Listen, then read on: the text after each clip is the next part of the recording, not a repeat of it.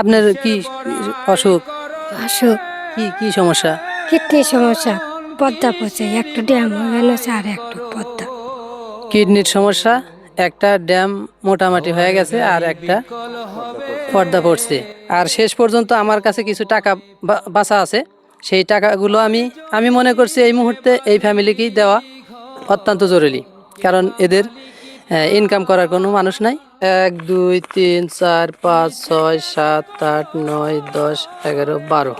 তো বন্ধুরা, আবারও চলে আসলাম আরেকটি অসহায় ফ্যামিলিতে, একদম নিঃস্ব গরিব। তো সেই ফ্যামিলিতে আমরা আজকে কি কি দেব অবশ্যই আপনাদেরকে দেখাবো। আসুন আমাদের সাথেই থাকুন।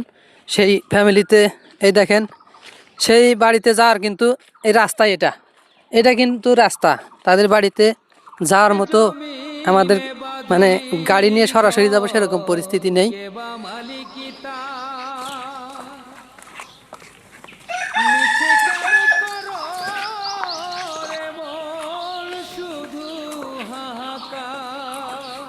তো বন্ধুরা সাথে থাকুন, আমরা সেই ফ্যামিলিতে যাব ইনশাল্লাহ, দেখব সেই ফ্যামিলির কি পরিস্থিতি। চাচা, এই যে মুজাম চাচার বাড়ি কোনে কোনটা? এইটাই। এডুই এই বাড়ি। হ্যাঁ। আচ্ছা, আসসালামু আলাইকুম। আপনার নাম কি? মুজাম। হ্যাঁ আচ্ছা, আসেন বাড়ির ভিতরে আসেন।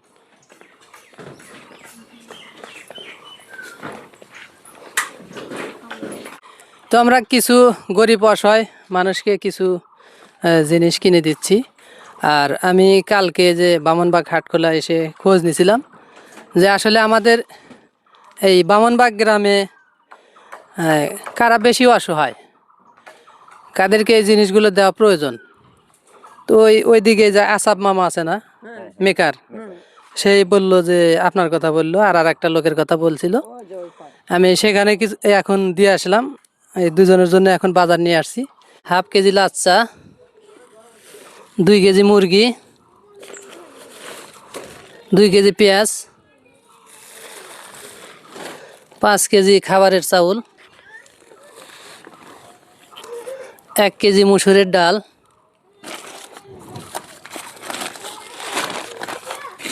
1 কেজি চিনি। আমার মাধ্যমে 2জন আপু আমাকে কিছু টাকা দিয়েছে, আর সেই টাকা দিয়েই আমি আপনাদের মতো অসহায় মানুষ যারা তাদেরকে দিচ্ছি। তো টাকাগুলো আমাকে অনেক আগেই দিছিল, মোটামুটি আমি অনেকগুলো মানুষকেই দিয়েছি। শেষ পর্যন্ত আমার এই কাছে যা ছিল, আমি 2জন মানুষের মানে বাজার করার মতো, অল্প কিছু বাজার করার মতো টাকা ছিল। আমি কালকে খোঁজ খবর নিয়ে আপনাদের বাড়ি থেকে ঘুরে গেছি, দেখে গেছি, এবং ওই বাড়িতেও গিয়েছিলাম। তো যা আমার কাছে ছিল এগুলো দিয়েই বাজার করে আপনাদেরকে দিয়ে গেলাম। এগুলো দিয়েছে হচ্ছে লন্ডন প্রবাসী এক আপু, সে নাম বলতে নিষেধ করেছে, এবং ঢাকা শ্যামলী থেকে এক আপু এগুলো আমাদের মাধ্যমে দিয়েছে। তাদের জন্য দোয়া করবেন ইনশাল্লাহ আল্লাহ বুঝতে সব আইছে। ইনশাল্লাহ আপনার জন্য আমি ইনশাল্লাহ দোয়া করব। আসলে আমি যে আপনাকে এই জিনিসগুলো দিলাম, আপনাকে তো সুস্থ সবলই দেখা যাচ্ছে, আসলে আপনার কি সমস্যা আছে? হ্যাঁ, সমস্যা আমার এই যে বসতে পারি না, হাত গেছে, মাজা গেছে, প্যারালাইসিস হয়েছিল রুগী আমি। ও, নাই বলতে আমার কিছুই নেই, মানে আপনার জায়গা জমি কিছুই নেই? কিছুই নাই। যেটুকু আসলে বেঁচে চিকিৎসা মিশে করছে। প্যারালাইসিস হয়েছিল না? হ্যাঁ, প্যারালাইসিস হয়েছিল, কাজকর্ম কিছুই করতে পারেন না? কিছুই করে হয় না। তো বন্ধুরা হয়তো মনে করবেন যে মানুষটাকে তো এরকম দেখা যাচ্ছে যে মোটামুটি হাঁটা চলা করতে পারে, তবে আসলে এর প্যারালাইজ হয়েছিল এবং অনেক সমস্যা আছে শরীরের ভিতরে। তো কাজকর্ম কিছুই করতে পারে না। আসলে কি আপনি কাজ করতে পারেন? না, কোনো কাজই করতে পারি না, কোনো কাজই করি না, কোনো কাজই করতে পারি না। বা- চেয়ার উপর বসে থাকি, বাড়িতে জায়গা জমি কতটুকু? এক ডিসিশনও নেই। তো ঘরের ভিতরে এই অবস্থা দেখেন, এখানে একটা রুম দেখতেছেন, ওখানে আর একটা রুম না, ছোট্ট একটা ঘর, তার ভিতরে 2টা রুম। তাহলে আপনার ছেলে মেয়ে কয়টা? খালি 5টা মেয়ে, ছেলে নাই, ছেলে একটাও নাই? একটা নেই। মেয়ে কি সবগুলো বিয়ে হয়েছে? এই 4টে বিয়ে হয়েছে, একটু অবিহত আছে। এটার ওই যে কিডনির সমস্যা হয়ে গেছে, কিডনির সমস্যা? কিডনি নষ্ট হয়ে গেছে একটু। দেখি এদিকে আসেন তো, অসুখ, কি কি সমস্যা? কিডনির সমস্যা, পদ্মা পচে একটা ড্যাম হয়ে গেছে আর একটা পদ্মা। কিডনির সমস্যা, একটা ড্যাম মোটামুটি হয়ে গেছে আর একটা পর্দা পড়ছে। তাহলে ওই ওষুধে তারা চলাফেরা। ওষুধের দ্বারা চলাফেরা করতেছে। তো চিকিৎসার কোনো পদক্ষেপ নেন নাই? ওই তো ওই খালি ওই মনে হয় যে ওই হোমিওপ্যাথি ওষুধ খেতেছে, খাওয়ার পরে এলা নড়াচড়া করে। ভালো চিকিৎসা মানে টাকা পয়সার অভাবে মানে চিকিৎসা করে পারি না ভালো। তো এরকম অবস্থা। তো ঘরটা দেখলাম, ঘর মনে করেন যে একটা ঘর মনে হয় 12-14 হাত লম্বা, তার ভিতরে 2টা রুম, একটাতে এর মেয়েটা থাকে আর আরেকটাতে এরা থাকে। তো কি আর বলবো, আসলে বলার কোনো ভাষা নাই। এরকম ফ্যামিলি এখনো আছে যারা অত্যন্ত অসহায়। এদের পাশে আপনারা দাঁড়াবেন। আপনাদের কাছে আমার অনুরোধ যে যদি কোনো ভালো কাজ করতে চান তাহলে এই সমস্ত অসহায় ফ্যামিলির পাশে দাঁড়াবেন, কারণ এগুলো মানুষ ইনকাম করার কোনো লাইন নাই। এই একটাই পরিবারের মানুষ, সেও অসুস্থ, তাহলে ইনকামটা আসবে কোত্থেকে? তো এদের তো বেঁচে থাকার অধিকার আছে। তাই আপনাদের কাছে অনুরোধ, আপনারা তো অনেক কোটি কোটি টাকার মালিকও আছেন যারা আমাদের ভিডিও দেখেন, অবশ্যই আমাদের ভিডিওগুলো শেয়ার করবেন, এবং যারা বেশি টাকার মানুষ আছেন, টাকা পয়সা যাদের আছে, অবশ্যই এই সমস্ত মানুষের পাশে দাঁড়াবেন ইনশাল্লাহ।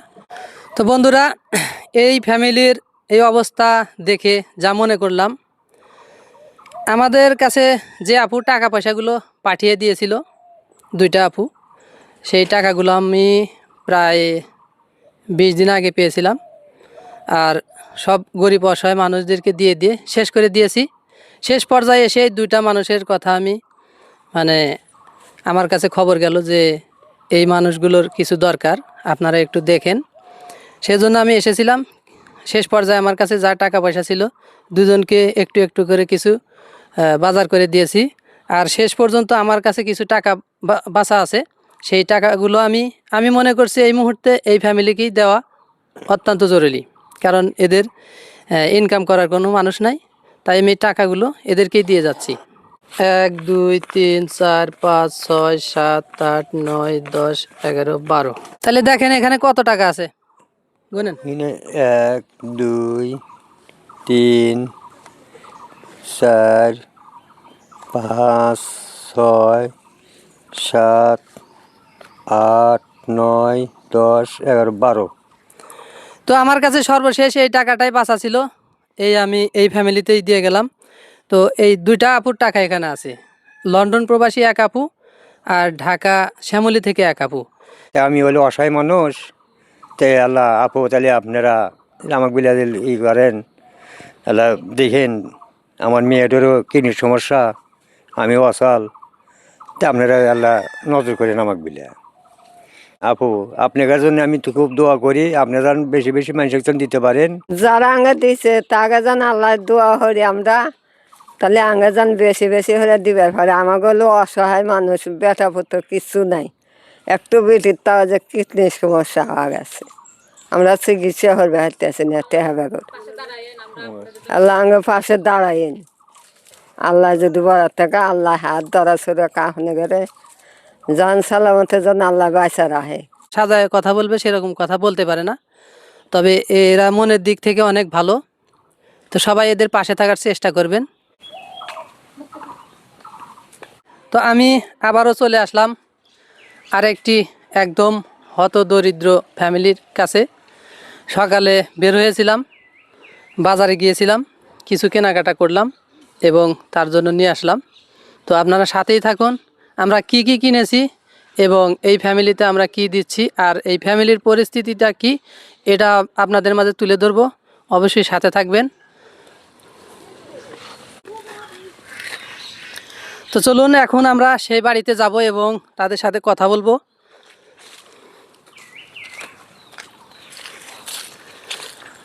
বাড়িতে কি মানুষজন আছে? আপনি এই বাড়ির মানুষ, আপনাদের জন্য কিছু বাজার নিয়ে আসছি। তো আমি সেদিন আসছিলাম, আপনার খোঁজ খবর নিয়ে গেছি এবং জানছি যে আসলে আপনাদের আর্থিক অবস্থা খুব খারাপ। তো আসলে কি আপনার মানে বর্তমান অবস্থা কি? সংসারের অবস্থা খুবই খারাপ।